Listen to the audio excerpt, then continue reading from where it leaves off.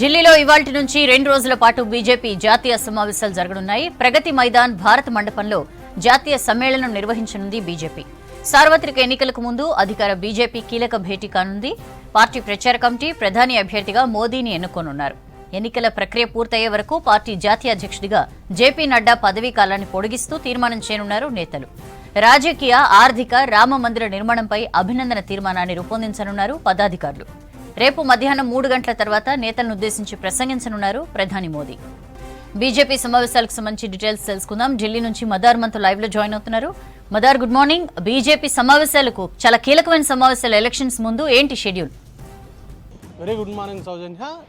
ఉదయం 10 గంటలకు ఈ సమావేశాలు ప్రారంభం అవుతాయి. పదాధికారుల సమావేశంతో ఫస్ట్ మీటింగ్ ఇది. ఆ తర్వాత 1 గంటకు నేషనల్ కన్వెన్షన్ మీటింగ్ ప్రారంభం అవుతుంది.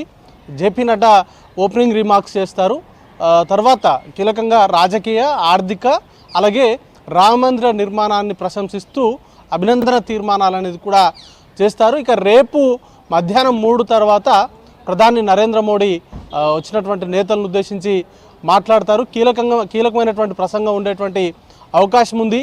ఎన్నికల ముందు ప్రతి ఎన్నికల ముందు కూడా, సార్వత్రిక ఎన్నికల ముందు కూడా బీజేపీ నేషనల్ కన్వెన్షన్ నిర్వహించడం పొరపాటుగా వస్తుంది. ఈసారి కూడా నేషనల్ కన్వెన్షన్ మీటింగ్ని ఏర్పాటు చేశారు. భారత మండపంలో సుమారు 12,000 మంది హాజరవుతారు అంటూ కూడా లిస్ట్ ఉంది, ఇన్ఫర్మేషన్ అయితే ఉంది. 12,000 మంది హాజరయ్యే వారికి తగినటువంటి ఏర్పాట్లు కూడా చేశారు. ఇప్పటికే భారత మండపం వైపు వెళ్ళేటువంటి మార్గాల మొత్తంగా బీజేపీకి సంబంధించి కాషాయ జెండాలన్నీ కూడా ఏర్పాట్లు చేశారు. స్వాగత ఫ్లెక్సీలు ఏర్పాటు చేశారు. ఈ తీర్మానాల్లో జాతీయ సమ్మేళనంలో 3 కీలకమైనటువంటి అంశాలు ఉంటాయి. దాంట్లో ఒకటి, ఎన్నికలు పూర్తయ్యేంత వరకు కూడా జాతీయ అధ్యక్షుడిగా జేపీ నడ్డాను కొనసాగిస్తూ తీర్మానం చేస్తారు.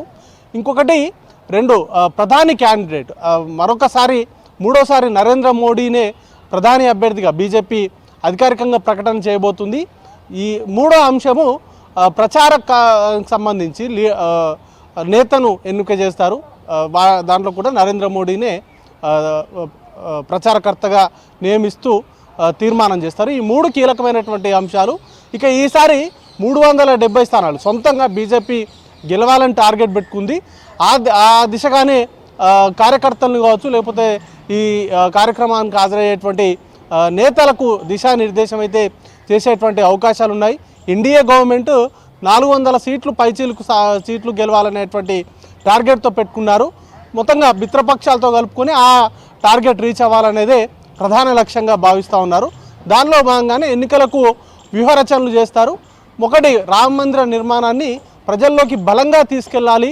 అలాగే ఈ 10 ఏళ్ల కాలంలో మోదీ నాయకత్వంలో వచ్చినటువంటి గుడ్ లీడర్షిప్ని ప్రజల్లోకి బలంగా తీసుకెళ్ళాలి అనేటువంటి ఈ 2 అంశాలే ప్రధాన ఎజెండాగా ఉండబోతున్నాయి. వీటినే ఎన్నికలకు, ఈ అంశాల మీదనే ఎన్నికలకు వెళ్ళాలని కూడా బీజేపీ భావిస్తూ ఉంది. దానిలో భాగంగానే వీటికి ఎక్కువ సాధ్యమైనంత మేరకు ప్రచారం నిర్వహించాలి అనేటువంటి దిశగా ఆలోచనలు అయితే చేస్తూ ఉంది. ఈరోజు రేపు 2 రోజుల పాటు కూడా జాతీయ సమ్మేళనాన్ని అయితే నిర్వహిస్తూ ఉన్నారు.